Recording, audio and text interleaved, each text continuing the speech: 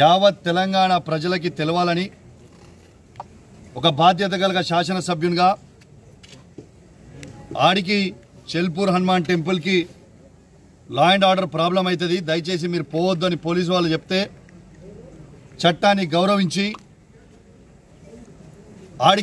ఆడికి పోనీయకపోయినప్పటికీ నా ఇంట్లోనే వెంకటేశ్వర స్వామి, తిరుపతి వెంకటేశ్వర స్వామి కండువ కప్పుకొని హనుమంతుని పటం పట్టుకొని ఇలా మీ మీడియా సాక్షిగా తడి బట్టలతోని స్నానం చేసి నేను ఎటు విధంగా ఎక్కడ కూడా నేను అవినీతికి పాలు పడలేదు అని ఇలా స్వయంగా నిరూపించిన అని చెప్పి సందర్భంగా తెలియజేస్తా ఉన్నాను. రెండోది, నేను నమ్మినంత దేవుణ్ణి బహుశా ఈ నియోజకవర్గంలోనే ఎవరు కూడా నమ్మరు కావచ్చు, అంతగానం పూజలు భక్తి దేవుని మీద నాకు ఉంటుంది. ఇలా నేను ఒక్కటే అడుగుతా ఉన్నాను పొన్నం ప్రభాకర్ గారు.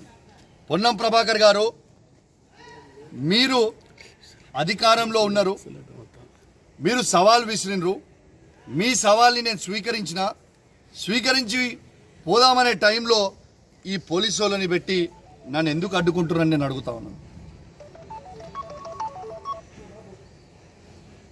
మీరు నిజంగా ఇవాళ నా నీతి నిజాయితీని నేను ప్రూవ్ చేసుకున్నా. ఇవాళ ఎవరి కోసమో నీ కోసమో కాదు, ఏ ప్రజలైతే నాకు ఓటేసి నన్ను గెలిపించినరో ఆ ప్రజల కోసం నా నిజాయితీ తెలవాలని ఒక ఉద్దేశంతో ఇవాళ నేను ప్రూవ్ చేసుకోవడానికి వచ్చి ప్రమాణం చేసినా అని చెప్పి సందర్భంగా తెలియజేస్తా ఉన్నాను. నేను పొన్నం ప్రభాకర్ గారిని ఒక్కటే చెప్తా ఉన్నా, మీకు ఫ్లై యాష్లో మీరు 100 కోట్ల అవినీతి చేసిరని నేను బహిరంగంగా చెప్పడం జరిగింది. మీరు ఎందుకు ఇయాలదాకా ఆ ఫ్లై యాష్ మీద మీరు స్పందిస్తలేరు? ఎందుకంటే మీరు అవినీతి చేసిరు కాబట్టే మీరు స్పందిస్తలేరా? నేను మరొక అవకాశం నీకు ఇస్తా ఉన్నాను.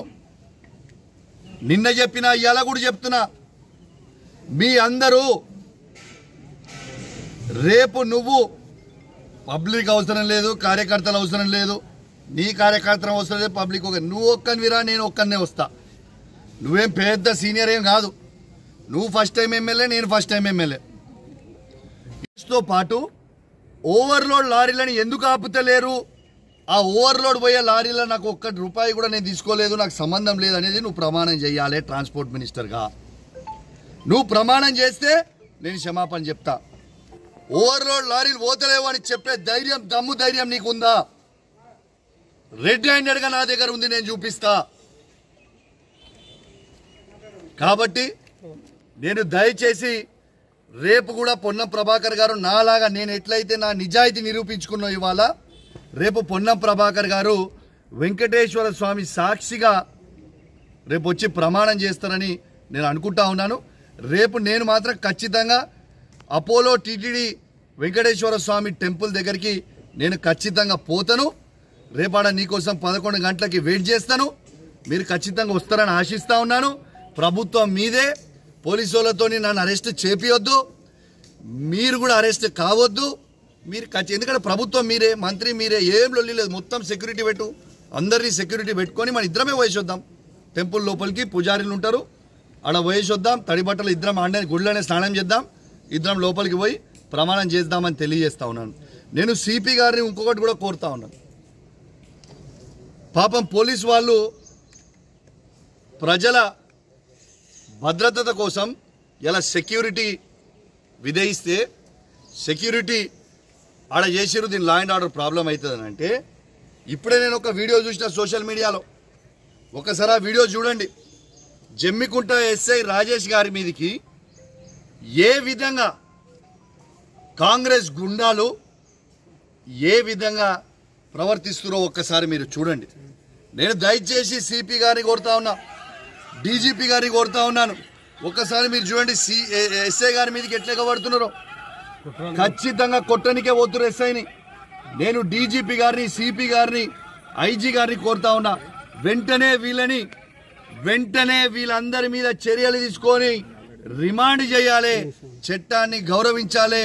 ఎందుకంటే ఆ ఘోరమైన చట్టానికి లోబడే ఉండాల్సిన పరిస్థితి ఉంటుంది. కాబట్టి ఎవరెవరైతే ఇవాళ పోలీసు వాళ్ళ మీదకి తిరగబడ్డారో వాళ్ళందరి మీద కేసులు చేయండి నేను దయచేసి డీజీపీ గారిని సిపి గారిని కూడా రిక్వెస్ట్ చేస్తూ ఉన్నాను.